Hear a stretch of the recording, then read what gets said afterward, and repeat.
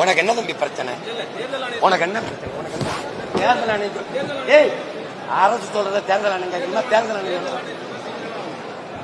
முதல்ல உனக்கு என்ன பிரச்சனை? நீ தொடக்கத்துல இருந்தே பிரச்சனை இருக்கு.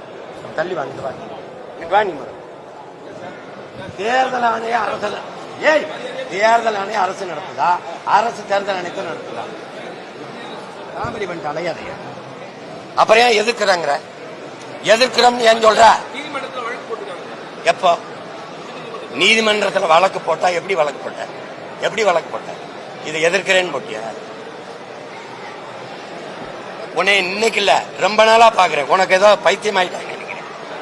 கேள்வியா கேள்வி. நீ மரியாதை கேள்வி அல்றா முதல்ல.